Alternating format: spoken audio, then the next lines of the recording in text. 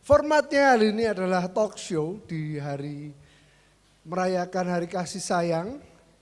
Langsung kita akan mengundang pasangan yang pertama, boleh ditampilkan fotonya. Boleh Ini kasih adalah tepuk tangan yang meriah terlebih dahulu. Om Yoab dan istri. Usia pernikahan 39 tahun. Silahkan Om Tante di tengah. Narasumber yang selanjutnya juga tidak kalah hot. Tidak kalah hot, Ya, pasti. siapa kira-kira narasumber selanjutnya Ya. yang akan kita wawancarai? Yang berikutnya, mari kita panggil. Next. Mr. Happy dan Miss Titi. Mr. Happy, Mrs. Titi, silakan maju ke depan. Silakan maju ke depan. 24 tahun pernikahan. Yes. Ini dengar-dengar sebentar lagi ya anniversary-nya. Wes, anniversary bulan keberapa? depan. Berarti 24. 24 ya. Luar biasa. Oke, shalom Om, Tante, Bapak, dan Ibu. Nah, kita akan langsung menanyakan ya pertanyaan. Dan kami juga mengucapkan terima kasih banyak untuk semua pertanyaan yang sudah masuk, antusiasnya luar biasa. Last minute ya masuknya ya, kemarin kami juga sempat nge-share dulu, nge-briefing beberapa pertanyaan. Terima kasih untuk semua yang sudah menanyakan dan terima kasih sekali lagi untuk narasumber yang sudah mau ditanya-tanya sama kita. Karena kami berdua juga usia pernikahannya belum sampai 1 tahun. Mau 1 tahun, besok Maret anniversary, jadi perlu belajar dengan Ya itulah kenapa kami yang ahlinya. di sini. Supaya menyerapnya itu lebih dekat gitu loh. Lebih hot gitu. Oke, kita langsung saja menanyakan pertanyaannya dan yang pertama untuk Pak Yoab nih. Om aja, oh ya maaf. Soalnya nervous deket sama Om Yoab. Oke, apakah kunci pernikahan yang sukses menurut Om Yoab dan Tante Nani? Silahkan. Kunci pernikahan yang sukses itu bisa dilihat dari masa perkawinan. Contoh, Bapak, Ibu, sudah berapa tahun? 34 tahun. 34. Itu termasuk sukses loh. Ya, akan sangat sukses lagi sampai nanti salah satu mereka meninggal, mereka tetap bersama dan harmonis. Saya tambah ya. Perkawinan bapak dan ibu kalau kita dengar kesaksiannya, ada yang ngepal, betul ya Pak ya? Ada yang ngepal. Ini mirip loh Pak dengan kami. Hanya kami lebih parah Pak. Jadi gini, kami menikah di awal, saya itu dalam kondisi yang parah. Kalau orang Salatiga tahu lah siapa Gesan itu, sampah ya bilang. Jadi kalau Nani bisa jatuh cinta ke saya dan mau saya nikahi, itu gambling. Ya, kalau Bapak kan penginjil ya Pak. Betul. Ya kan? Itu luar Famous, biasa. ya. Terkenal ya Om ya. Terkenal. Kalau Pak, saya juga terkenal atlet binaraga kok. Wah, jangan salah. Saya Jangan terkenal, macam-macam ya Bapak Ibu. Tapi perbedaannya, Bapak ini penginjil. Tahu akan kebenaran. Ya kan? Kalau Bapak cerita tentang orang tua, karena di PAL orang tua nikah 2 kali Pak ya. Podo Pak. Tapi beda dengan kami. Ayah saya menikah 2 kali goro-goro yang pertama enggak punya anak. Dia mau menikah dengan ibu saya setelah yang pertama enggak punya. Kalau yang pertama punya anak, Pak Yoab enggak ada di sini.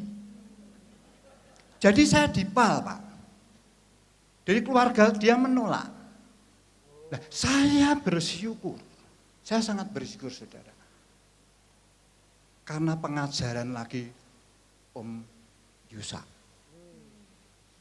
Kenapa bisa langgeng seperti Jani Raiso Pak?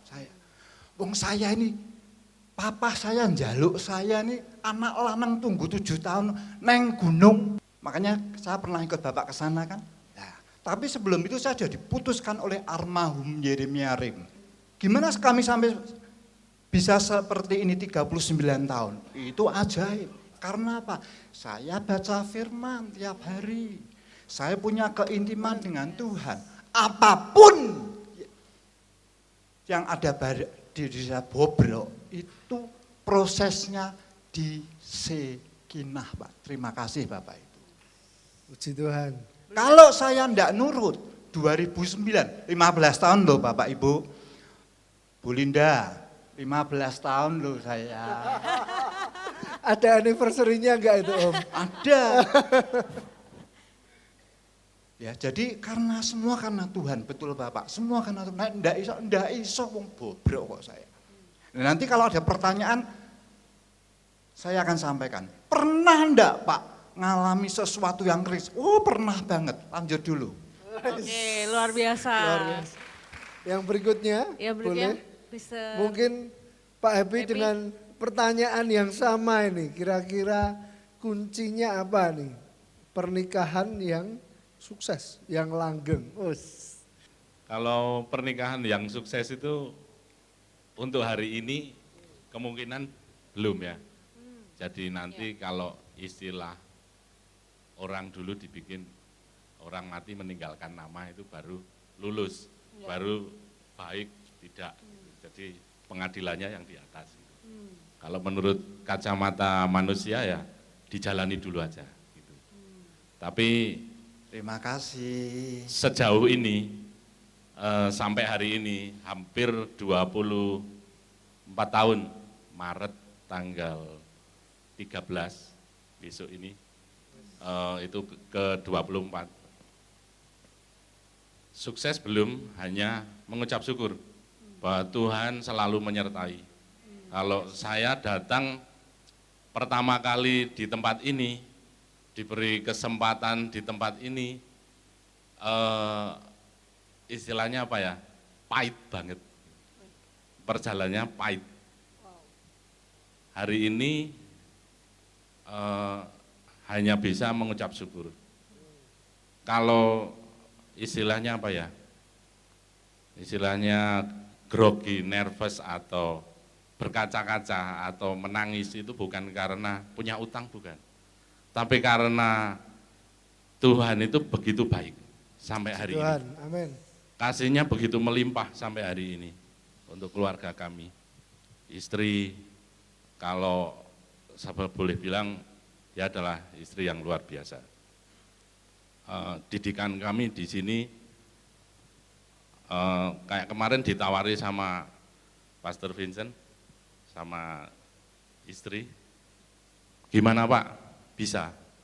Aku nggak bisa kok, tapi aku mau gitu. Mungkin hari ini Tuhan gunakan saya sebagai kabel, Tuhan sebagai powernya, supaya bisa menyala untuk sampai itu apa yang disaksikan, kebesarannya, kuasanya, kasihnya terhadap saya sekeluarga.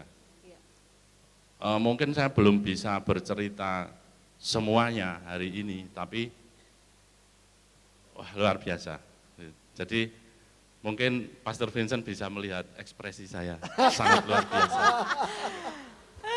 Ya, itulah kebaikan Tuhan. Sampai hari ini di 24 tahun tidak mulus. Pertama saya di tempat ini sangat-sangat pahit kehidupan saya, maksudnya sekeluarga, tapi saya manut gitu, mau Tuhan. Misalnya Bapak sampaikan sebuah pesan, itu memang saya godok di dalam hati, saya rasakan, sebisa mungkin saya praktekkan. Kalau saya belum bisa, Tuhan, saya berdoa, Tuhan, aku minta anugerah, aku minta Engkau yang pimpin sendiri keluargaku.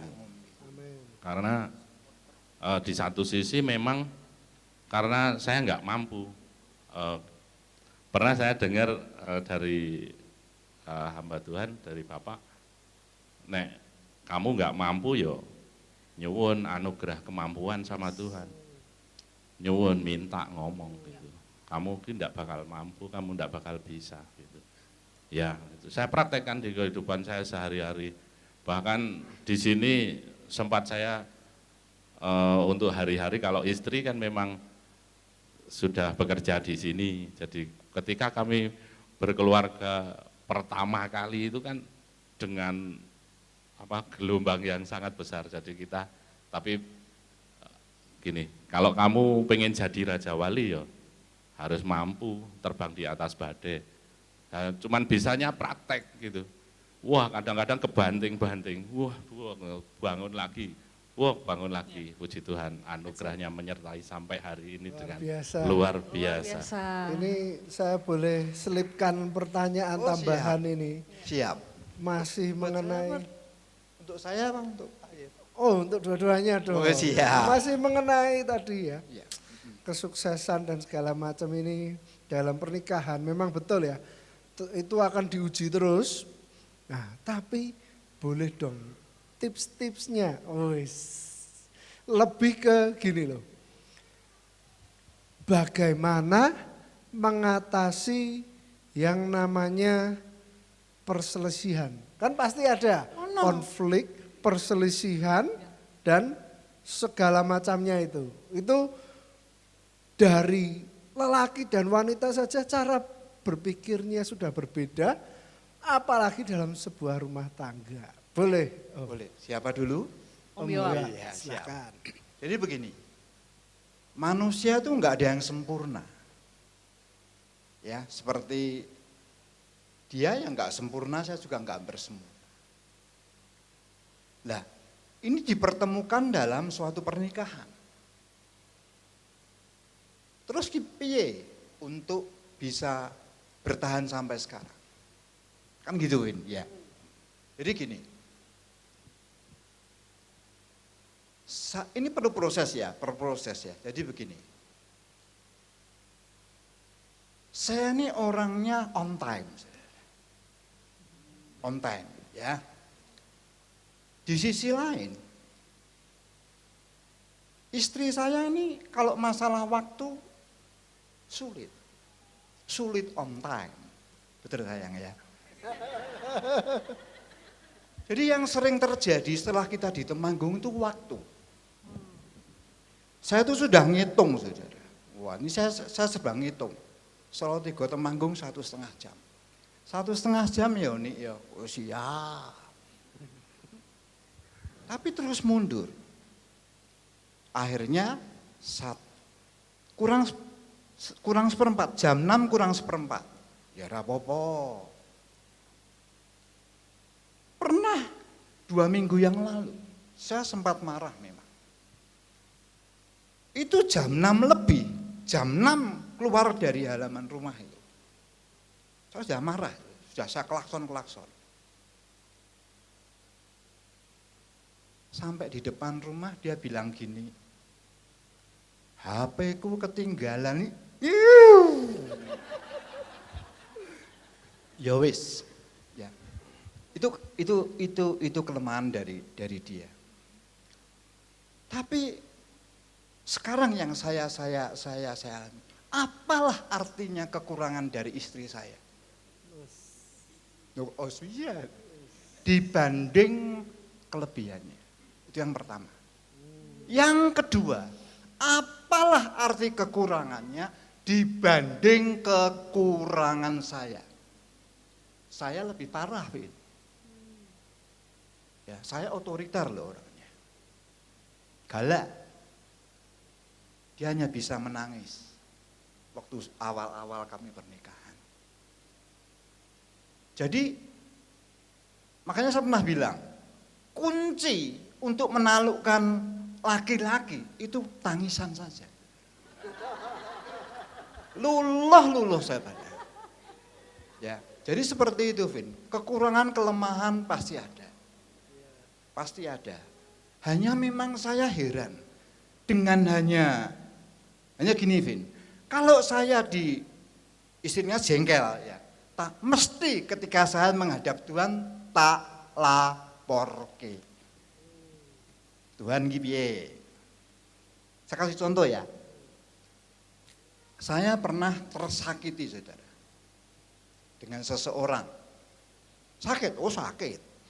Saya bilang sama Tuhan begini, Tuhan, pemimpin kok kaya ngono, Tuhan sakit aku tidak kayak ngono. Tuhan ngomong piye? Lah kowe ngono isih sakit tok. Piye? Kamu seperti itu isih sakit tok. Karena gini, Pak. Saya ini sombong karena mantan atlet. Atlet itu sombong loh saudara. Ya, itu hati-hati kalau mantan atlet, pasti sombong. Orang yang sombong itu pasti mudah tersinggung. Itu pasti saudara. Makanya apa yang saya rasakan, saya nggak suka, saya mesti curhat sama Tuhan. Piye Tuhan? Itu kunci nih menurut saya ya. Jadi seperti pertemuan, seperti Bapak sampaikan dua minggu yang lalu ya. Perjumpaan itu bukan hanya tiap minggu, tapi setiap hari, betul. Bahkan 2 kali. Firman ini otomatis membrowsing pikiran kita. Karakter kita tuh dihabisi loh di situ. Kalau dari Mr. Happy, Pak Happy Pak gimana Happy dan ini? juga Miss Siti. Atau mau dijawab Miss Iya, Titi dengan Miss kali Siti ini? juga Wes. boleh. Ya, Gimana? ini mungkin jawabannya dari dua belah pihak Oke. supaya seimbang. Supaya iya. Memang sudah di stempel bahwa wanita adalah ras terkuat di bumi. Sepatah kata balas 10.000 kata.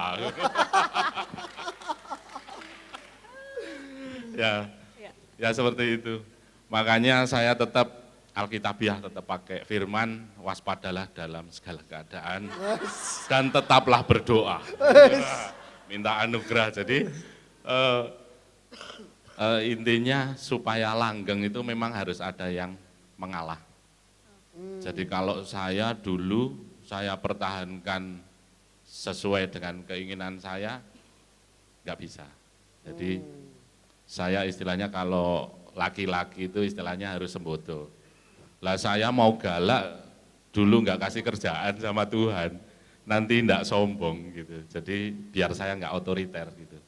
Jadi berapa tahun?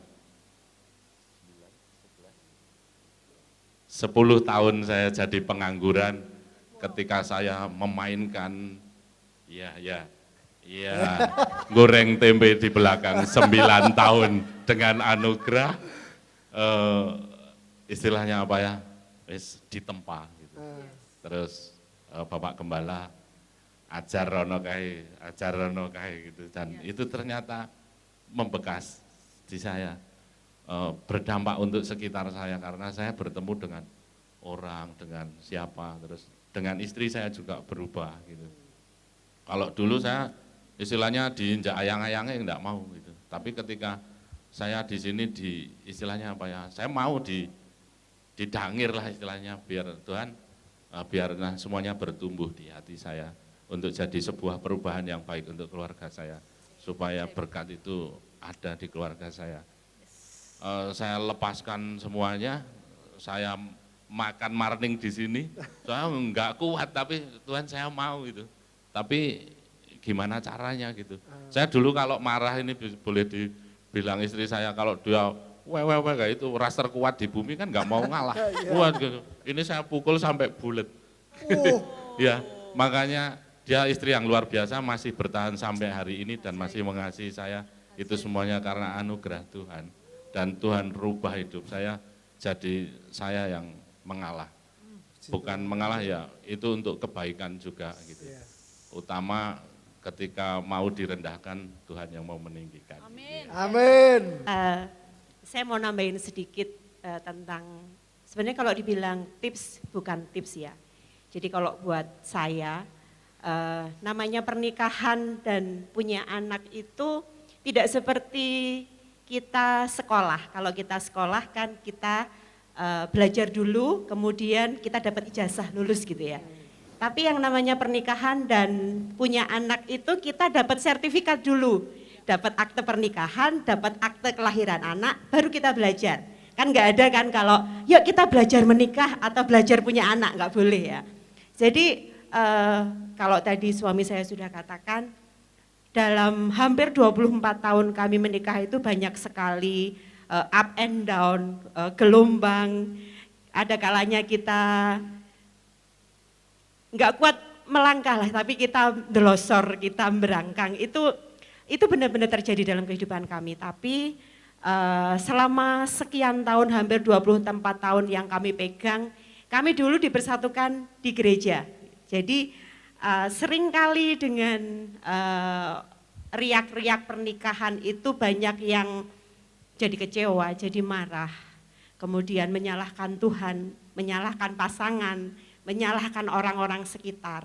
Tapi pada saat saya memutuskan untuk kita menikah, yuk karena kita yang mempersatukan itu Tuhan, ya bawa Tuhan. Apapun kondisi yang terjadi saat ini, ya ikut sertakan Tuhan, ikut sertakan Tuhan. Jangan pernah tinggalkan Tuhan.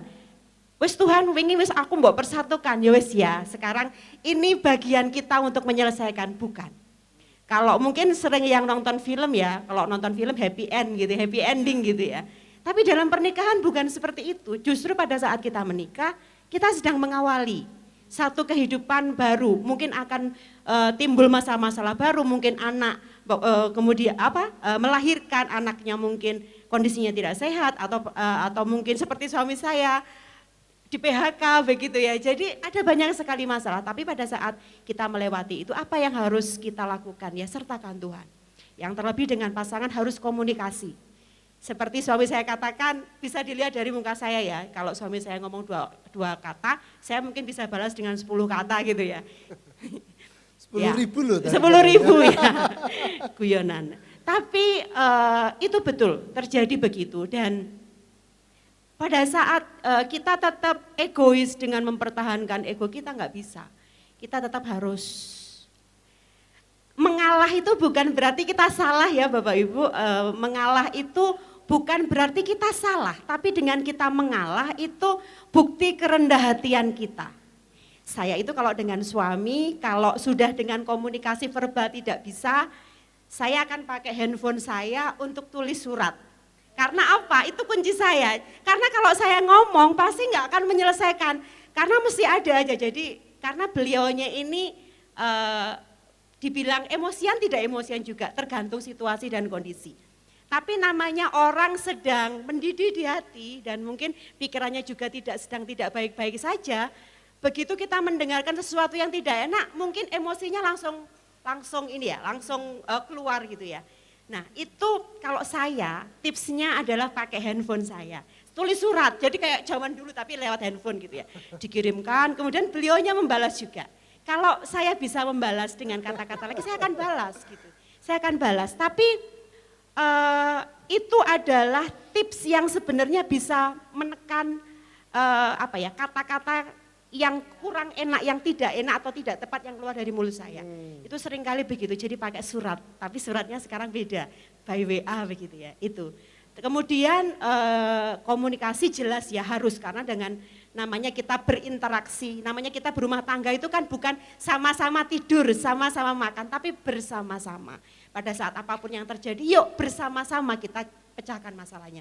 Bersama-sama kita hadapi masalah apapun dengan anak, masalah anak atau masalah mungkin dengan mertua atau dengan apapun, kami selalu pecahkan bersama-sama. Jadi ada interaksi yang benar-benar ya kita bisa melewati itu. Gitu sih. Luar biasa. Luar biasa sekali. Nah ini kami selipkan pertanyaan yang dari audiens dan ini adalah pertanyaan dari audiens untuk Om Yob dan juga Pak Happy. Menurut dari kedua narasumber nih, kalau sudah apalagi 40 tahun menikah dan juga 25 tahun, alasan bertahan itu karena cinta atau tanggung jawab? Ya. Ini yang hot ya. Apakah memang katanya kalau sudah 50 tahun ya udahlah kita karena tanggung jawab aja. Apakah itu berarti cinta akan pupus seiring berjalannya waktu? Nah, boleh silahkan. Saya dulu. Ya. Apa bisa ya dikatakan bertanggung jawab tanpa cinta? Tak kira ndak iso. Berat loh Bapak Ibu. Ya. Cinta itu harus diperjuangkan. Ya. Ingatlah cinta akan mula-mula. Tuhan selalu beritahu seperti itu. Itu untuk kita pun saling diperjuangkan. Kalau Anda lihat ada foto tahun 2005. Bapak Ibu, kami itu dulu ya, sebelum kami dihajar Tuhan karena kesombongan saya. Itu hampir setiap tahun kami honeymoon berdua. Itu ke luar negeri. Jadi kami pernah ke Alaska, Pak. Jadi ikut cruise itu sampai 3 kali kami. Jadi memang kami coba bina terus ini. Cinta itu harus dipupuk ya, saudara. Saya mau kasih tahu, saudara. Pasangan untuk memupuk cinta ini harus saling memperhatikan. Jangan neng status tok ketoke mesra. Maaf loh saudara, tapi neng gereja linggewe ana lete kok. Maaf loh saudara. Ya. Saya ada spirit apa sebetulnya? Nek neng status ya Allah, tapi nek neng gereja ada jarak. Ini nopo? Jadi harus saling mengingatkan. Makanya saya setuju, saya ngakak ketika Pak Adi bilang istri saya itu sering memuji saya loh. Itu betul loh saudara. Tapi saya mikir, lah nek Bu Adi muji Pak Adi ki muji apa nih? Loh, saya sempat mikir, boleh dong. Ya. Boleh. Tapi kami ini ya, saya kalau memuji dia, bloko saudara. Ya, kamu pagi ini kita cantik loh. Bentar, Pak. Apa krimnya diganti? Krim.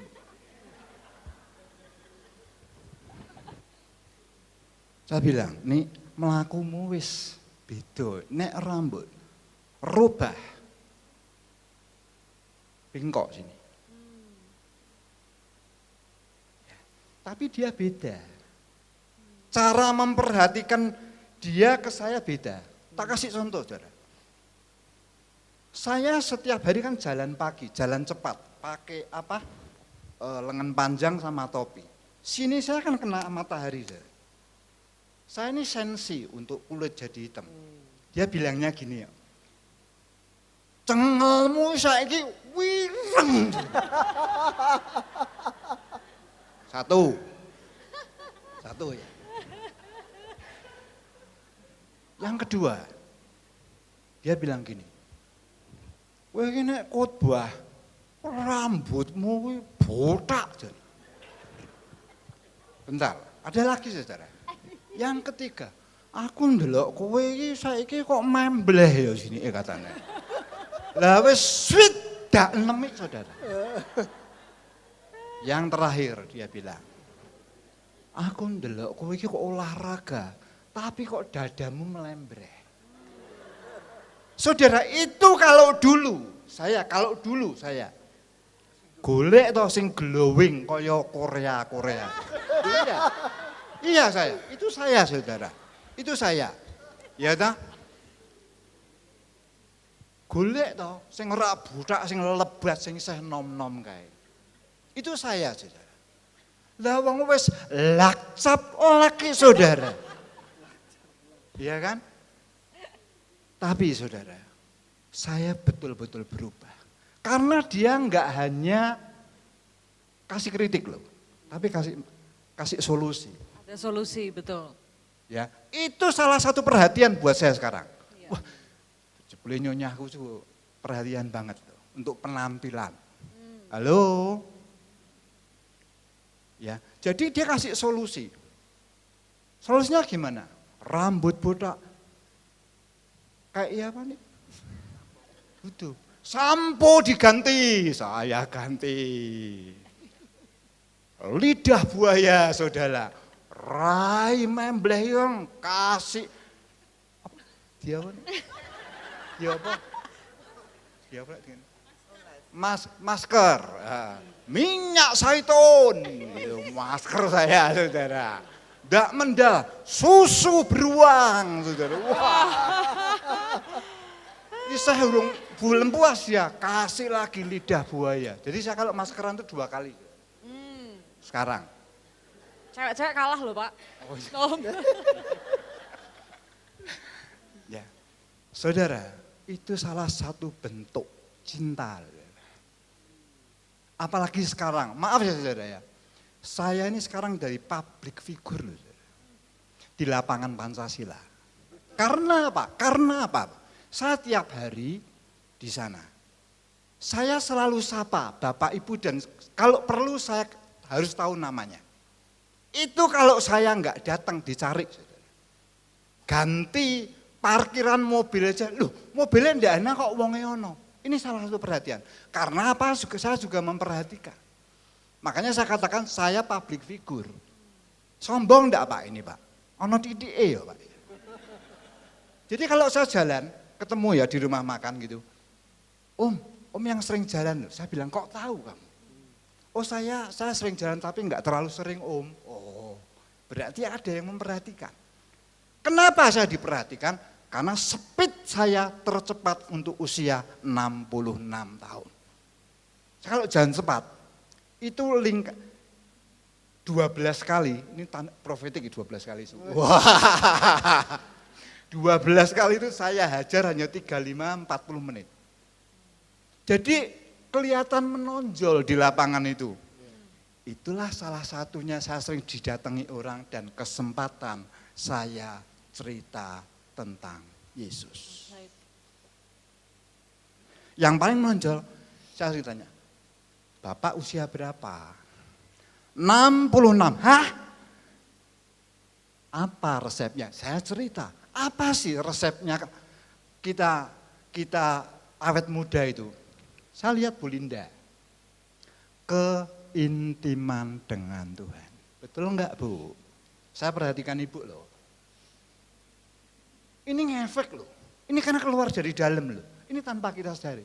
Dan ada sesuatu yang menarik. Halo, ini betul saudara.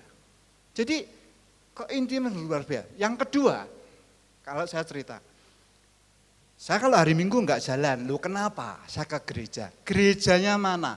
Temanggung. Loh kok iso Temanggung? Saat itu saya cerita tentang Yesus. Karena memang Tuhan yang suruh. Nek ora disuruh Pak Hadi sama Pak Bu Linda. Wah ora gelem aku. Tapi karena disuruh saya selamat sampai sekarang. Jadi perlu ada loh di Efesus 4 itu saling memperhatikan itu penting. Apalagi kalau kita sering tampil di panggung. Maaf ya Bapak ya, saya pernah lihat. Saya selesai khotbah, saya lihat ada di kaos kaki bolong ya saudara. Lah ini berarti saya salah, ini istrinya atau perhatian nih, menyerahke pembantune nih. Itu neng panggung itu bolong ya saudara. Ini perlu, Gaby, Vincent sering tampil, perlu diperhatikan loh Vin. Loh perlu, apa yang kurang? Itu dia selalu ngomong loh. Dia kalau saya khotbah, pulang tuh mesti ngobrol.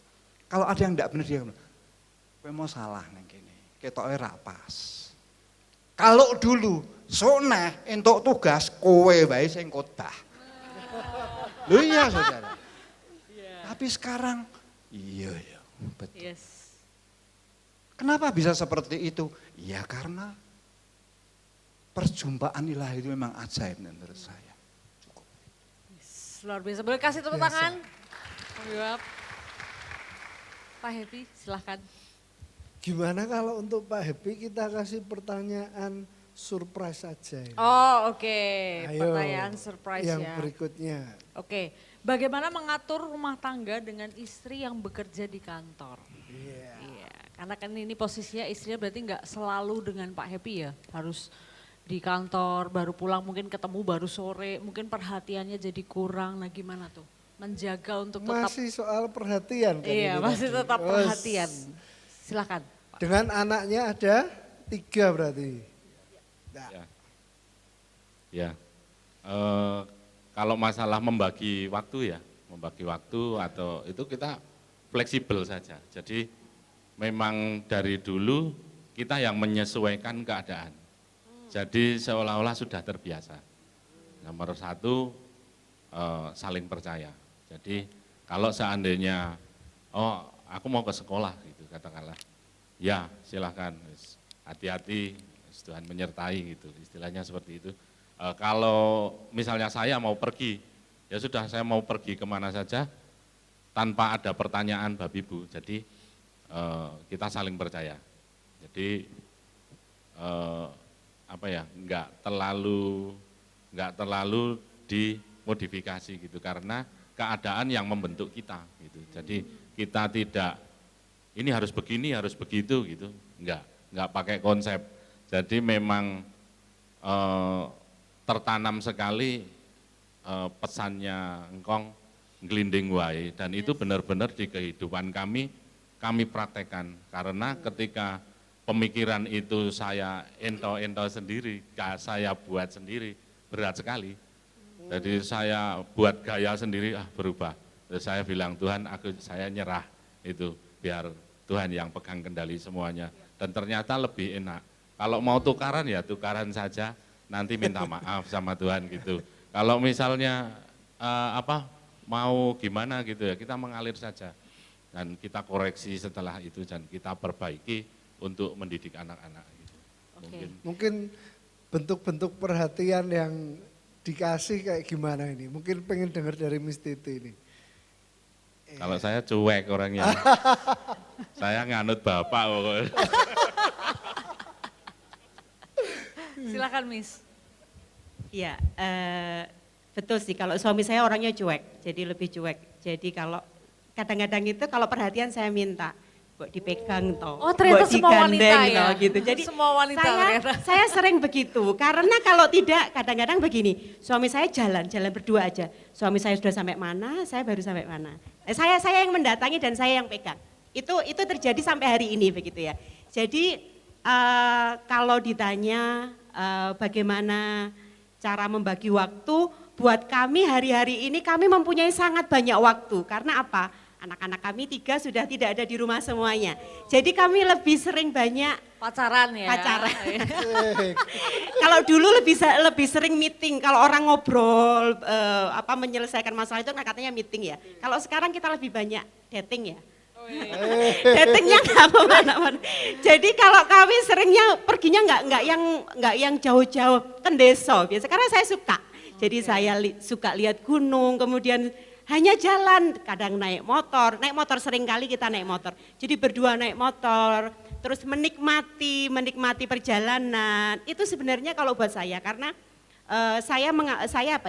bahasa kasih saya mungkin ini ya, perhatian. Jadi itu buat saya itu sudah merupakan satu perhatian yang luar biasa buat saya sampai hari ini. Jadi kalau mungkin yang lainnya belikan emas, kalau saya Mas Happy sudah cukup, sudah begini besarnya gitu ya. Kan sudah ada intan berlian. Ada intan berlian, ada emas, itu sudah emas. luar biasa, itu Luar biasa. Jadi kalau puji Tuhannya, kalau idealnya begitu ya, suami istri dengan anak-anak. Kalau dulu waktu anak-anak masih kecil, masih semuanya sekolah di Temanggung, saya harus melakukan pekerjaan rumah tangga. Jadi masak itu suami saya tidak menuntut saya untuk masak, tapi sebisa mungkin saya sebagai istri saya melakukan kewajiban saya. Setiap pagi saya masakin, kemudian saya sediakan makanan. Tapi itu tidak jadi satu keharusan dari suami saya dan saya bersyukur, thank you ya. Jadi itu sih, jadi kami belajar untuk bagi waktu, bagaimana kami bagi waktu dengan anak-anak, bagi waktu dengan pekerjaan saya, kemudian bagi waktu di rumah. Puji Tuhannya juga suami saya tidak menuntut selalu ada saya di rumah. Itu jadi saya mengucap syukur sekali punya Pengertian. suami yang sangat pengertian. Luar biasa. Oke, pertanyaan selanjutnya ini masih seputar pernikahan. Nanti setelah ini kita akan beranjak ke menantu dan mertua. Wah, ini lebih seru lagi. Ya, jadi ada yang nanya nih untuk Om Yoap. Firman berkata cerai dilarang, tapi kalau pisah rumah untuk jangka waktu yang lama bagaimana? Itu kalau di situ tertulis pisah waktu dalam kurun waktu yang lama, itu kan di Paulus yang menulis kalau nggak salah. Itu kan pendapatnya Paulus ya. Kalau saya bicara masalah pisah waktu, apalagi zaman sekarang, janganlah. Saya katakan bahaya. Dengan kondisi sekarang, dengan medsos yang luar biasa. Saya ini sering dicurhati perempuan. Nggak sengaja jalan mereka curhat. Nah, rata-rata mereka ini yang saya temui itu suaminya kerja di luar pulau. Dan kebanyakan ya ada 2-3 yang mereka masa-masa mau pisah. Aku bilang bahayalah, apalagi laki-laki. Sudah punya uang, kuasa, ganteng, bagus. Wah, itu bahaya banget. Apapun dia bisa lakukan. Istriku aduh kok. Ini kan yang dipertanyakan untuk mengantisipasi sebelum cerai ya menurut saya ya. Jangan. Saya katakan, lebih baik tunggu yang 2 pasangan. Satu pasangan jangan sampai meninggalkan Tuhan. Karena enggak bisa toh kita sing satu ora tenanan ndek Tuhan, yang satu sungguhan, kan enggak bisa. Tapi satu yang sungguhan itu tunggu waktu Tuhan. Saya kok percaya. Wong sudah dipersatukan, saudara. Dulu Om Yusak bilang begini, jodoh itu yang pertama, itu memang jodoh dari Tuhan. Gitu Pak, tolong dibetulkan Pak ya. Yang kedua, itu seizin Tuhan. Betul? Apapun seizin Tuhan. Itu kalau dia bertahan di dalam Tuhan. Itu seperti kami. Dulu saya belum ngerti Pak, jodoh dari Tuhan. Oh, saya pernah share dengan hamba Tuhan. Maaf ya Pak ya. Saya share. Saya ini pernah pacaran saudara. Dengan seorang yang tanpa kami pernah bertemu. Tapi kami main surat saudara. Dia kenal saya karena saya masuk majalah Liberty. Pertama kali majalah Liberty. Saya karena binaraga waktu itu masuk. Banyak surat masuk. Salah satunya nyantol saudara. Karena apa? Tinggi orangnya. Saya kalau dengan orang cewek tinggi itu, saya main surat saudara. Tapi tiba-tiba ngilang dia. Dia ngilang. Ngilang itu karena yang terakhir dia bilang, aku mau nemeni papa berobat kanker di Belanda. Hilang saudara. Saya share dengan hamba Tuhan. Om piye ya Om ya. Aku ndak karuan nih, ditinggal tanpa. Apa jawabnya? Maaf ya Bapak ya. Hamba Tuhan jawabnya gini. Dunia tidak selebar daun kelor. Wah, itu menyakitkan loh saudara. Aku takut piye nih yang ini. Jawabannya dunia tidak selebar. Aku ngerti dunia tidak daun kelor. Lah rupanya ini saudara. Rupanya dia tuh punya maksud saudara. Dengan berkata seperti itu, untuk saya tidak usah memikirkan dia. Apanya? Dia mulai sodorkan adik iparnya ke saya. Saya tahunya, dipertemukan saya, adik iparnya dari Jawa Barat. Coba dikenal-kenalin. Lah saya mapping. Dari dulu tuh saya mapping, istilahnya mapping. Dia datang ke toko saya. Orangnya enggak tinggi, enggak pendek banget, tapi cempluk. Sudah cempluk, pakai celana pendek, saudara. Lah saya ndelok yo, aduh, jauh lah kalau dengan dia. Saya juga sudah mapping dia karena dia di depan toko. Dia kalau pulang sore itu, dia dari Ambarawa, pulang sore itu, kadang-kadang dia main badminton tuh dia sudah ganti dengan celana pendek. Kan saya bisa membandingkan, saudara.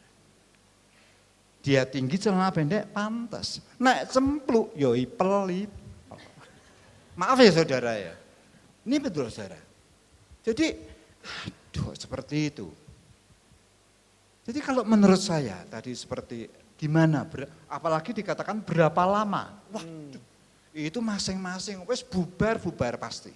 Kalau kita setia, tunggu, wes lah penake piye Pak? Ya wes pisah kamar sik lah rak popo. Ya, pisah kamar sik lah. Tapi tetaplah berdoa, saya kok percaya ya. Yuap yang bobrok kamu ini bisa berubah. Apakah itu tidak salah satu doanya dari dia? Ayo, dia enggak pernah ngaku. Tapi saya percaya kok. Tuhan tuh yang ngerti kebaikannya dia. Gambling vin dia untuk Yuap. Tapi dengan sekarang dia akan tertawa. Maaf. Ini tak lanjutnya ya. Gini, Ven. Tuhan tuh kadang-kadang memang luar biasa. Jadi gini, saya ini orangnya suka membandingkan. Kayak kok ngene ya, kayak kok ngene gitu ya. Nah, ketika kami sudah menikah, ini 70 tahun loh, Vin, bulan depan. Saya itu pernah dulu waktu SMP, suka sama perempuan, mungkin cinta monyet lah ya. Ada 2 cewek saya suka, tapi ditolak. Saiki ketemu, saya lihat dia, sing satu, jalannya sudah bongkok. Apa saya tidak bersyukur dapat dia? Loh, iya loh, ini itu dari pihak saya, dari pihak saya, dari pihak dia. Saya pernah kesaksian.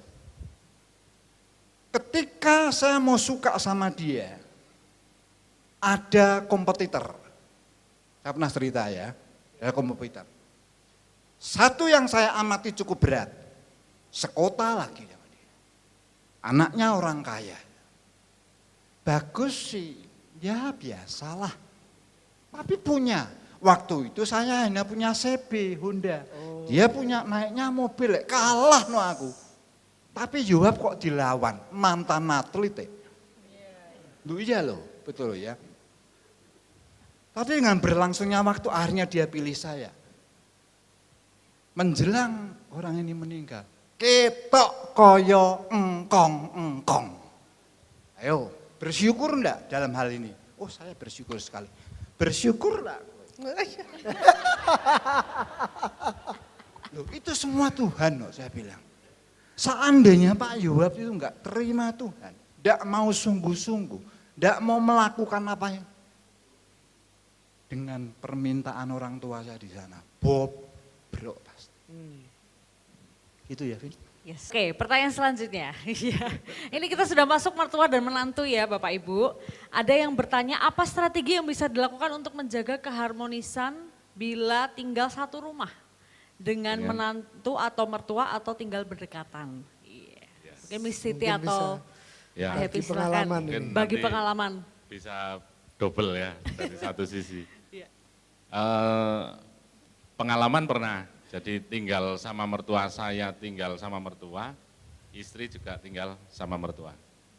Sebenarnya tergantung kita. Gitu. Kalau saya di sana sudah menikah dengan istri saya, ya saya anak. Gitu. Jadi saya tidak akan merubah kebiasaan saya. Kalaupun ada yang tidak cocok, saya minta untuk saya dikasih tahu. Gitu. Jadi nanti saya tidak marah, saya yang merubah. Jadi supaya kebiasaannya saya yang menyesuaikan karena saya datang. Begitu juga sama istri. Kalau kebiasaan tetap seperti biasa, kalau seandainya ada mertua tidak suka, saya sampaikan, istri saya yang menyesuaikan karena istri saya yang datang masuk ke istilahnya ke ruang lingkup gitu. Jadi intinya sama-sama pengertian gitu, sama-sama saling tanggung jawab gitu. Jadi yang sekiranya tidak pantas jangan, yang sekiranya Memiliki toleransi juga gitu ya. ya harus gitu, harus kadang-kadang juga harus mengalah gitu. Harus misalnya katakanlah mamah jalan gitu. Sebenarnya kan itu ibu saya, tapi yang lebih pantas kan mamah digandeng gitu. Dan dari hal satu kali gitu, itu jadi kebiasaan. Karena itu jadi akan kelihatan harmonis gitu. Jadi, oh jadi mamanya langsung digandeng gitu. Saya ya sama adik saya atau sama bapak saya atau sama anak-anak saya gitu. Kalau misalnya saya sama mertua gitu kalau di sana gitu, saya sempatkan untuk bicara berdua. Jadi saya minta petua, saya minta apapun itu yang karena lama nggak pernah ketemu hanya setahun sekali.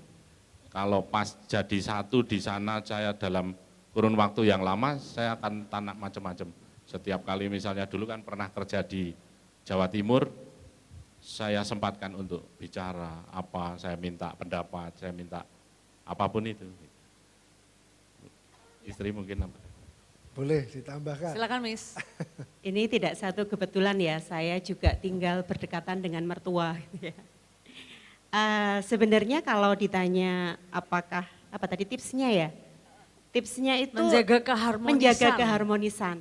Dari awal saya menikah dengan suami saya sudah menganggap bahwa orang tua suami saya juga adalah orang tua saya, bapak ibu saya. Jadi perlakuan saya kepada beliau berdua itu juga sama dengan perlakuan yang saya berikan kepada kedua orang tua saya. Jadi saya tidak pernah membedakan. Walaupun di awal-awal pernikahan yang namanya saya berasal dari antah berantah ya, negeri antah berantah, kemudian saya bertemu dengan suami saya menikah, terus kemudian jadi satu tinggal serumah, bahkan pernah tinggal serumah, dan sampai sekarang pun saya juga rumahnya berdampingan, tidak sedikit juga, ada banyak hal sebenarnya yang mungkin tidak pas di hati begitu ya, tidak pas di hati, kok begini toh, kok begitu toh, begitu ya. Jadi, tapi saya begini, saya tetap melihat bahwa saya belajar membedakan, belajar mempertimbangkan, belajar juga ini baik enggak sih sebenarnya, ini bagaimana sih seharusnya gitu. Jadi saya belajar untuk satu, tidak beradu argumen, tidak beradu argumen dengan mertua saya. Karena apa? Sebenarnya tipe saya dengan tipe mertua itu mungkin hampir sama ya, hampir sama. Jadi kalau nanti tidak ada satu yang merem, itu pasti akan ujungnya tidak baik begitu ya. Jadi saya belajar untuk tidak beradu argumen. Jadi kalau ada sesuatu yang mungkin saya tidak bisa katakan, kadang-kadang kan walaupun saya sudah menganggap beliau sebagai ibu saya, ada hal-hal yang tidak terkatakan. Nah ini mediatornya. Jadi saya seringkali ngobrol dengan suami karena saya seringkali ini kok begini, harusnya gimana begitu. Jadi seringkali begitu. Jadi ada mediatornya. Bahkan gini, mertua saya pun kalau ada hal-hal yang tidak terkatakan ke suami saya, ngomongnya dengan saya. Jadi kami ini sebenarnya dua-duanya ini menjadi mediator ke bapak ibu gitu, ke bapak ibunya suami saya. Jadi begitu. Jadi kadang-kadang ada hal-hal yang langsung bisa terkatakan, tapi kadang-kadang juga tidak. Jadi ada hal-hal yang benar-benar kami harus pikirkan, kami harus pertimbangkan, kami harus ayo cari solusi sama-sama yuk begitu. Dan kalau dikatakan bagaimana ya hidup berdampingan, kami sebisa mungkin menjaga hubungan. Walaupun ya namanya berdekatan, tapi kami tidak selalu setiap hari ketemu. Jadi saya pasti meluangkan sedikit waktu. Nanti saya seringkali tawarkan bantuan. Jadi buat yang mungkin tips-tips yang baru menikah yang tinggal dengan tawarkan bantuan. Kadang-kadang begini, sampai hari ini mertua saya itu kalau mau mengadakan satu acara, lebih senengnya ngomong dengan saya daripada ngomong dengan anak-anaknya. Adik ipar saya berarti ya.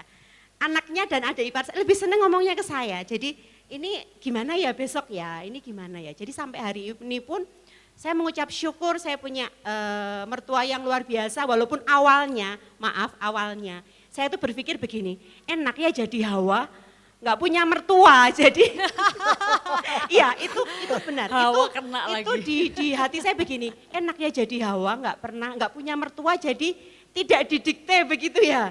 Tapi saya sangat bersyukur sampai hari ini hubungan saya dengan mertua sangat baik.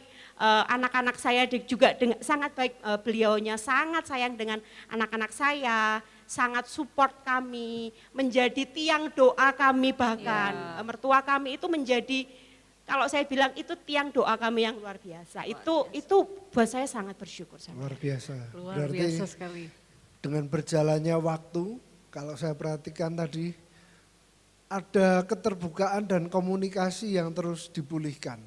Akhirnya bisa muncul kepercayaan yang lebih, lalu menimbulkan keharmonisan juga berarti ya. Iya, dan gak kalah pentingnya juga kesepakatan dari kedua belah pihak ya, dari Pak Happy dan juga Miss Titi sebagai suami istri yang tetap gimana nih untuk bisa work it out gitu ya, tetap bisa jalan gitu. Walaupun kebiasaan-kebiasaan yang berbeda. Oke, nah selanjutnya untuk Om Yoap. Ini pertanyaan yang lucu dari audiens, bagaimana jika istri menanyakan lebih sayang mana, istri atau mama kandung?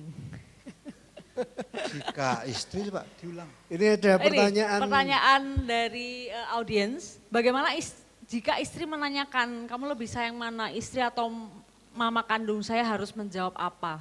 Oh, saya harus menjawab apa? Ya. Kalau sayang atau cinta? Cinta. Kalau cinta saya akan berkata aku lebih cinta istri. Kalau hormat dan sayang, saya tetap menghormati mama dan tetap menghormati mama. Karena apa, saudara? 39 tahun mendampingi saya. Dan saya yang salut dengan dia. Ketika saya stres masuk 2009 itu saya mau bubar. Maksudnya mau bubar itu ekonomi saya. Dia enggak pernah tuh nyalain saya. Gebi perhatikan ya. Jangan sekali-sekali nyalain lelaki. Lelaki itu terlalu sombong. Gengsinya tinggi. Jangan sekali-sekali nyalain. Masukan boleh, tapi jangan nyalain. Itu enggak boleh. Kalau saya ditanya sayang mana? Ya tetap cinta dia tuh. Kita dua jadi satu.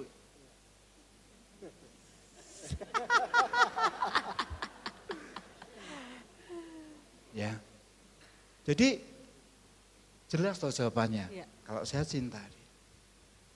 Kan membahas soal ekonomi ya. Ya. Nah, pastikan di dalam semua keluarga kita pasti ada struggle masing-masing. Nah, kalau pernah mengalami untuk struggle di dalam ekonomi, nah bagaimana nih secara berdua ini, tadi kan sudah kita sedikit mendengar bahwa tidak pernah disalahkan atau dituntut mungkin atau seperti apa. Nah mungkin ada kesaksian lagi Om atau tips-tips bagaimana. Yang lebih seru struggle sampai taraf-taraf terakhir. Nanti itu lebih seru. Ya tapi ini saya jawab dulu ya. Kami dalam keuangan itu terbuka. Istri saya itu enggak pernah pegang uang loh. Tapi apapun yang dia minta, saya kasih. Jadi kami enggak perlu, waduh nanti ulang tahun yang kesekian mau beliin berlian. Setiap saat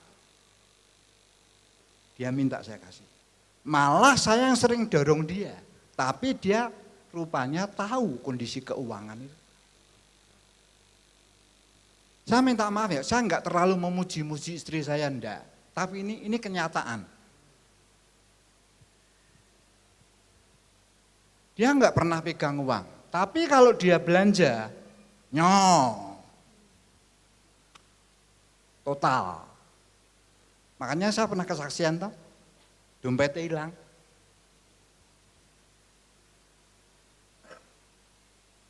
Ini ada kartu kredit, kartu ATM semua di sini. Saya enggak pernah. Memang kami terbuka, hanya saya minta kalau belanja itu lebih baik ada stroke supaya tercatat rapi. Tapi kalau tunai itu kan kadang-kadang lupa. Duh, mau aku njiku ATM si Pak Jeng, saya garek ngomban. Apa ini lah? Kan mesti kan lupa apa ya mau ya. Apa ya? Lah aku ya mbok takoni apa-apa ya ora arti. Kita tercatat semua. Jadi misalnya saya transfer ke pabrik atau ke pengrajin, itu bukti transfer selain saya kirim ke sana, saya kirim ke dia. Jadi betul-betul terbuka. Dan saya mau kasih tahu, ketika kita mengalami masalah keuangan seperti masa-masa ini sulit sekali. Jaga supaya tidak nambah masalah dengan pertengkaran akan hal-hal kecil. Jangan, saya bilang.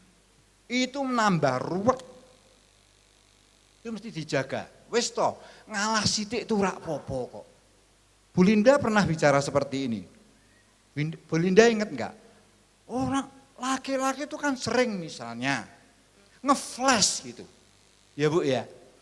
Nge-flash yo mbok flash wis rasah diperpanjang. Itu betul. Lah wong nge-flash wis nopo sih? Hanya perlu diingatkan. Nge-flash ya. Flush toilet. Flush. Flush, Ya, ya, nge-flash flush toilet. Wah, bahasa Inggrisnya kurang bagus. Itu enggak masalah kok. Ya. Sekarang telat ya, dia kalau telat. Tadi saya berangkat jam 6 kurang 10. Buktinya ya nyampe ya. Cincai sedikit lah. Gitu. Sama istri itu cincai, sama suami juga, sama pasangan itu harus cincai sedikit. Jadi seperti itu. Saya bisa lanjut. Yang lebih masalah ini saya mau sampaikan sesuatu. Pernah enggak masa-masa perkawinan dalam titik terendah? Oh pernah. Saya dulu selalu hidup berdua. Anak-anak udah lepas semua. Kami punya kesepakatan gini. Anak-anak sudah nikah juga harus rumah tangga sendiri. Jadi kami enggak sepakat lah kalau masuk ke rumah kami. Karena saya pernah punya pengalaman menjadi menantu misalnya.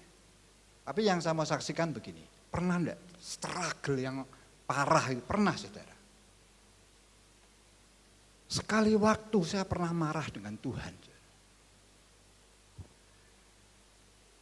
Papanya Joshua dipanggil Tuhan. Itu Joshua 7 bulan. Itu saya marah. Susah melahirkan. Itu dia yang nunggu nih di Australia. Bagaimanapun juga, dia tentu sayang banget karo Joshua. Wajar kan? Bapak pulang ke Indonesia. Bapak pulang Indonesia, Susan kerja di Jakarta waktu itu. Saya bilang, Susan sampai kerja piye? Golek ke suster atau. Karena begini, kami dulu anak yang ketiga dan keempat itu sing rawat suster semua. Jadi kami betul-betul privasi kami jaga terus, saudara. Wes berdua tuh, kami enggak pernah loh tidur berdua. Sama anak-anak enggak pernah. Itu berdua terus. Nah, Joshua masuk, ya dicari no suster. Dicari no suster. Itu kan enggak bisa langsung Joshua langsung tidur sama suster. Betul enggak? Apalagi masih kecil. Mesti sama dia dulu. Saya tanya sama dia, meh berapa lama aku turu dhewe, kowe turu karo Joshua? Ya paling 1, 2, 3 bulan lah gitu. Waktu terus berjalan, oke lah enggak apa-apa. Ini jangan sampai dibilang, wah mosok mbek cucu gitu, bukan seperti itu, bukan seperti itu. Waktu terus berjalan. Saya tanya lagi, piye wis 4 bulan, 6 bulan. Tahu jawabnya dia? Ora pegel. Wajar kan? Aku bilang gini, nih, aku ndelok perhatianmu saiki banyak berubah, ya otomatis. Nek 50-50, 50 Joshua, 50 Yoab, aku bisa terima. Nek 60 Joshua, 40 Yoab, aku bisa terima. Nek 70, wah ini nyang-nyangan jadi. 70 Joshua, 30 Yoab, aku masih bisa terima. Tapi nek wis sampai 75, lampu kuning mulai nyala. Peringatan. Itu zaman, maaf ya Pak, itu zaman bukan belum WA, apa itu? Blackberry. Itu iblis luar biasa. Ketika kami dalam hal, saya enggak pernah cerita kok yang luar. Itu waduh, sing bibi ke saya. Ngeri itu. Kok iso Pak? Lah saya kan banyak, waktu itu masih sering keluar kota ke Surabaya untuk nemui pengrajin, pabrik dan sebagainya. Jadi saya doa sama Tuhan, piye ndak bisa aku Tuhan seperti. Waktu terus berjalan, Susan kembali. Apa itu enggak Tuhan? Kok iso kembali piye Pak? Perusahaannya desut. Boleh dikatakan ambruk, dia pulang. Amanlah Yoab dan Nani. Sampai sekarang. Jadi maaf ya Bapak, Ibu-ibu. Anda boleh sayang anak, boleh sayang cucu. Tapi Anda punya pasangan yang harus tetap diperhatikan. Ini penting. Engko nek sing memperhatikan wong liya bingung. Loh ya enggak? Betul. Anda dewe enggak pernah memperhatikan kok. Nanti yang memperhatikan wong liya wah bingung. Seperti itu. Oke, terima kasih Om ya buat jawabannya. Kita menuju pertanyaan terakhir untuk kedua narasumber ya. Ini pertanyaan mengenai jodoh. Apa pendapat dari kedua narasumber ya? Apalagi kalau Pak Happy ini berarti Anaknya remaja sekarang ya, betul. umur Ya, remaja, umur 21, 21. 21, Paling gede. paling besar. paling nomor 2, 20. Oke, berarti remaja. 20, Oke. ya. Oke. Apa pendapat kedua narasumber tentang kencan online? Kencan online, dating, Dating online. Jadi kalau online misalnya dating. anaknya itu dapat pasangan dari dating online, Ya, atau main dating aplikasi, online gitu. Karena dating alasannya online. biasanya tuh alasannya ya karena di Temanggung udah nggak ada orang pi. Di Temanggung tuh udah nggak ada yang sesuai gitu. Tapi ketemunya di dating online dan cocok gitu mungkin. Nah, gimana nih pendapatnya dari apalagi anaknya lagi remaja kan? remaja. Nah itu pergaulannya gimana nih? Ya, Yang itu. kalau utama itu kalau mengenai jodoh itu yang ditekankan lebih ke anak dulu. Jadi ditekankan untuk kisi-kisi dasarnya dulu. Satu istilahnya apa ya, standarnya lah. sebelum mereka mulai mencari gitu. Ya paling tidak waktu makan atau waktu naik mobil bersama pada saat yang itu bukan pembicaraan yang apa ya, Berat. yang berat atau yang serius, sifatnya guyon gitu. Nah, Jadi kita lebih masuk ya Pak? Ya masuk gitu. Jadi kita sisipkan, Dek atau Kak kalau mau cari jodoh yang seperti apa. Nah, gini, menurut Papa gimana? Biasanya ribon, pertanyaannya balik ke saya. Nah, itu nanti dikasih tipsnya. Satu ya harus anak Tuhan, yang takut anak Tuhan, yang takut akan Tuhan, harus cinta keluarga. Kalau sayang sama kamu ya harus sayang sama keluarganya, juga harus baik. Juga kalau mengenai siapa itu misalnya kayak tadi pertanyaan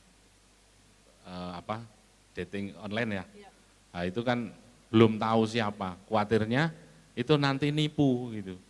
Ya kalau pas ketemu misalnya di satu tempat A gitu, ya kalau itu orang baik, kalau tidak bisa diculik atau segala macam gitu kan, kita enggak tahu gitu. Jadi, Atau pinjem duit gitu ya, ya ternyata. atau minjem duit, kalau itu enggak apa-apa gitu. Masih di luar fisik itu masih, misalnya hilang masih bisa cari lagi gitu. Mungkin istri saya bisa menambahkan mungkin. Ya,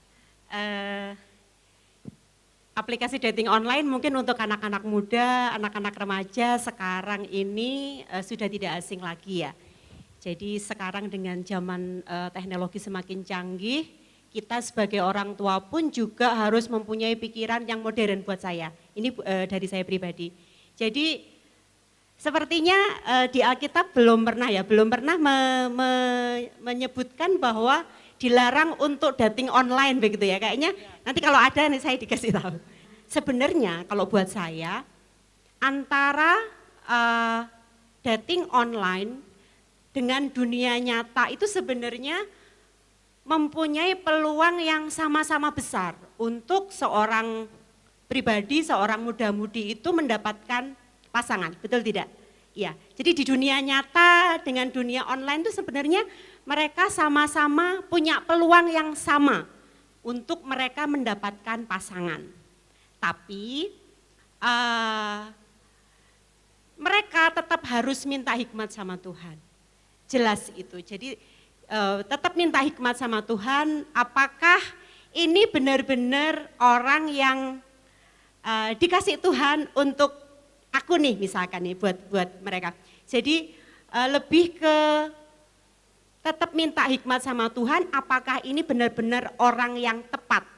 Orang yang dikasih Tuhan untuk mereka itu bisa jalan bersama gitu ya. Jadi lebih ke mereka. Jadi Tuhan itu sepertinya kalau buat saya ya, ini mungkin pandangan dangkal. Tuhan itu tidak pernah memperdulikan dengan cara apa kamu ketemu. Tapi yang Tuhan sangat peduli adalah dengan siapa nantinya, maaf kata, kamu akan menjalin hubungan berkencan begitu ya. Dan dengan siapa nanti kamunya akan menghabiskan sisa hidupmu begitu. Jadi itu buat saya. Mungkin itu masih menjadi pro kontra begitu ya kalau buat orang tua, buat para orang tua. Saya juga begitu awalnya. Banyak mungkin yang berpandangan begini. Mereka cari pasangan di online. Mereka dari keluarga yang bagaimana? Kok mereka sampai mencari pasangannya di aplikasi? Nah, jangan-jangan begitu. Jangan-jangan ini orang tua, jangan-jangan, kalau jangan-jangan itu pasti konotasinya negatif ya. Jadi banyak orang tua yang menganggap itu sesuatu yang negatif. Tapi kalau buat saya, seperti yang tadi saya katakan, sebenarnya sama-sama punya peluang yang sama. Tapi yang pasti tetap ikut sertakan Tuhan. Jangan pernah lupakan Tuhan, tetap minta hikmat sama Tuhan. Benar enggak sih Tuhan ini benar-benar jodoh yang Tuhan tetapkan atau Tuhan pilihkan, untuk Tuhan sediakan untuk aku. Itu yang pertama. Yang kedua itu kalau misalkan sudah dapat jodoh dari yang dunia online tadi ya, tetap jangan lupakan tujuan kita. Tujuan kita apa sih sebenarnya ya, cari jodoh ya. Kalau cari jodoh ya benar-benar kita harus ini nih sebagai orang-orang terdekat tetap ada kewajiban dari kita sebagai orang tuanya mendampingi. Benar-benar tetap dikasih rambu-rambu. Ayo ini benar bukan gitu. Jadi tidak salah sebenarnya, bukan salah benarnya tapi tepat tidak. Itu buat saya masih jadi pro kontra, tetapi kalau buat saya pribadi saya tidak masalah. Asalkan itu tadi ya. Jadi tetap berarti saya juga punya beberapa teman yang mereka juga ketemunya melalui online dan mereka akhirnya sudah menikah. Tapi semua pasti ceritanya itu jawabannya, ini kalau boleh saya simpulkan ya dari tadi, itu seperti jawaban Pak Yoab. Harus di mapping dulu. Nah itu paling penting, online, offline, mapping dulu kayak gitu. Jadi mungkin kira-kira kalau memang masuk kriteria kayak tadi kita mungkin sebagai orang tua, Pak Happy tadi bilang harus tetap dikasih kisi-kisi dulu anak-anak. Nanti mau carinya seperti apa supaya ketika mereka menghadapi itu, wah ini masuk gak ya sesuai dengan tadi yang dikatakan orang tua kayak gitu.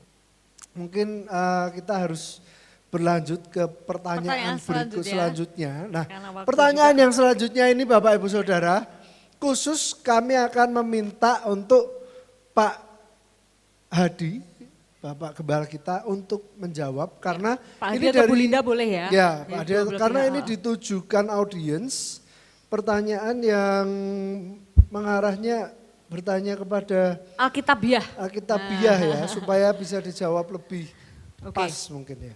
Silahkan.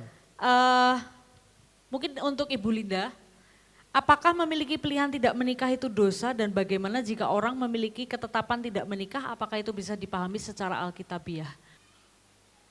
Jadi mengenai menikah atau tidak menikah itu bukan soal dosa atau tidak dosa. Ya.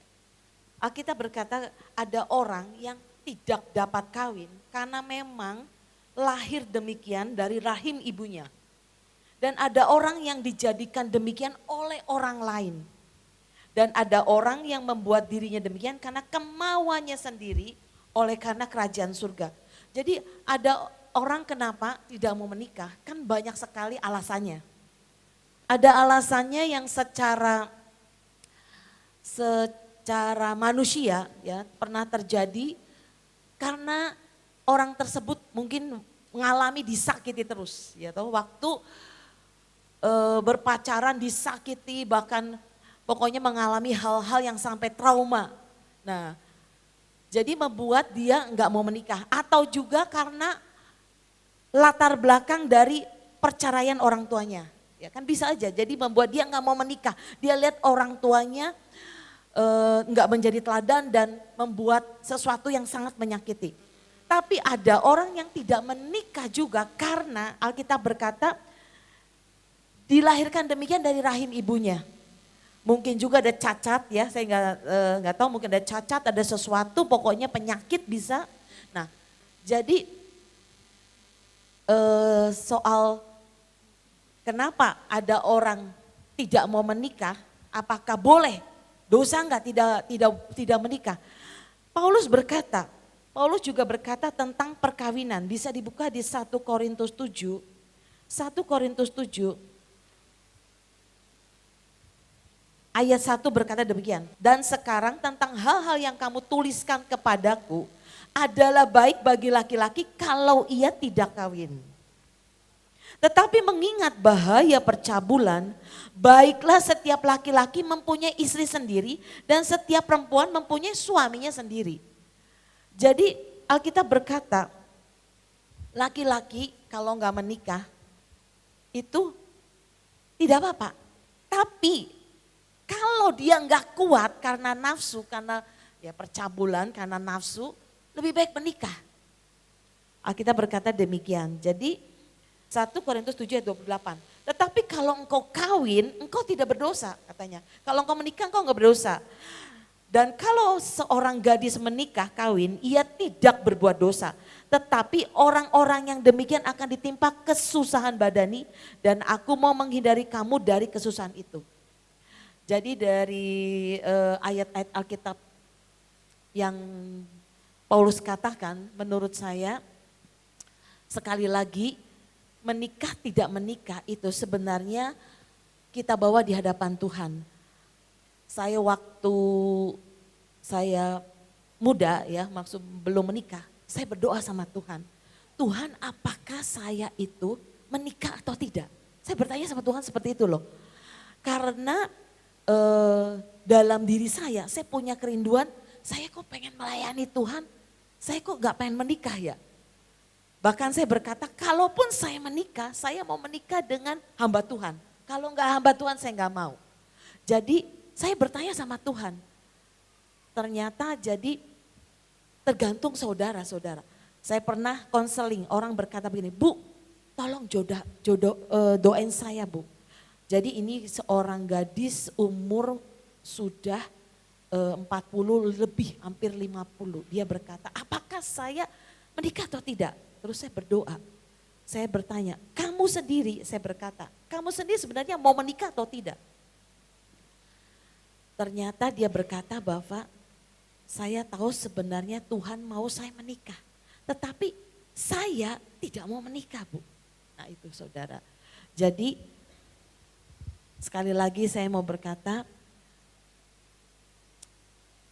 yang pertama harus memang kita menikah atau tidak menikah, kita harus tanya sama Tuhan. Tetapi kalau Tuhan berkata engkau menikah, menikahlah. Pasti Tuhan punya rencana yang terbaik. Nah tapi ada orang yang berkata, saya tidak mau menikah tetap. Yaitu karena sekali lagi, traumanya dan segala macam. Nah hal itulah yang menurut saya itu harus diberesin dulu. Kita harus benar-benar kasih kertas putih dan kita beresin semua trauma dalam hidup kita, semua apapun. Nah itu yang menjadi bayangan harus diberesin dulu. Jadi sekali lagi Sekali lagi semua itu tergantung dari Tuhan. Ya, menikah atau tidak menikah itu bukan dari kemauan kita tapi tergantung dari Tuhan. Sejujurnya saya dulu berkata gitu. Saya berpikir bahwa dulu loh saya mau jadi suster aja gitu ya. Saya tidak mau menikah gitu ya. Nah jadi sekali lagi semua itu harus diserahkan kepada Tuhan. Menikah atau tidak menikah itu ya. Boleh sekali lagi berikan tepuk tangan. Semua Terima kasih narasumber banyak berikan tepuk tangan. buat Om Yoab, Tante Nani, Pak Happy Terima dan Miss kasih. Siti. Sangat membangun insight-nya. Yoel 2 ayat 25. Aku akan memulihkan kepadamu tahun-tahun yang hasilnya dimakan habis oleh belalang pindahan, belalang pelompat, belalang pelahap dan belalang pengerip. Tentaraku yang besar yang kukirim ke antara kamu. Next. Tuhan selalu rindu memulihkan setiap kita. Kuncinya adalah kebenaran. Itu yang akan membebaskan. Tadi dari awal ketika Pak Yoab share di depan bahwa dia cerita. Yang perlu kita dapatkan, yang perlu kita terima itu adalah kebenaran. Itu kuncinya. Karena apa? Sebobrok-bobroknya kita, sehancur-hancurnya kita. Sehancur-hancurnya bagaimana si jahat mencoba untuk menghancurkan setiap keluarga. Tapi ketika ada kebenaran itu akan membebaskan. Bahkan di setiap keluarga Tuhan rindukan pemulihan dalam hubungan suami istri, orang tua dan juga anak. Step yang pertama adalah kita ketahui kebenaran tadi.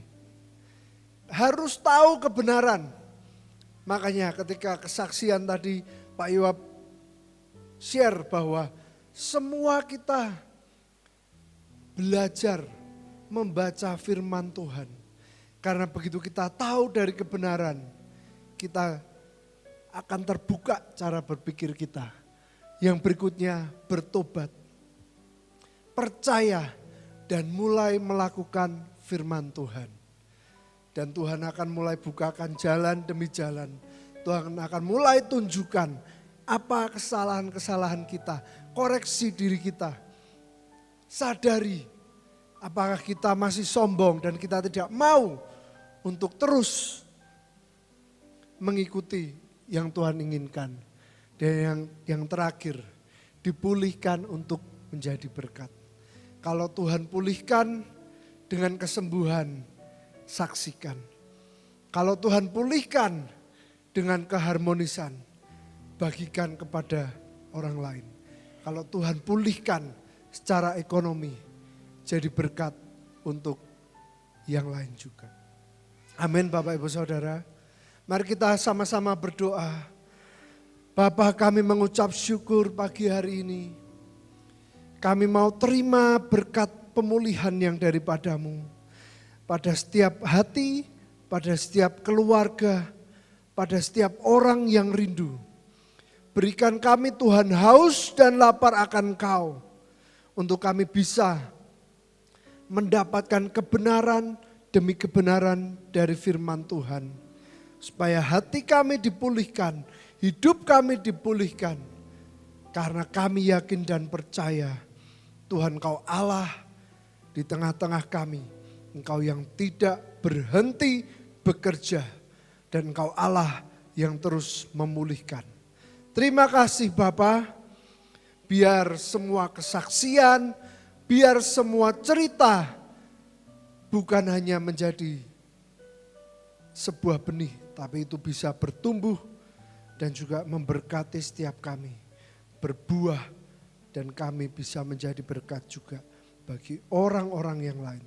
Terima kasih Tuhan Yesus, kami mengucap syukur. Kami kembalikan semuanya hanya kepada nama-Mu saja Tuhan. Dalam nama Tuhan Yesus Kristus kami sudah berdoa.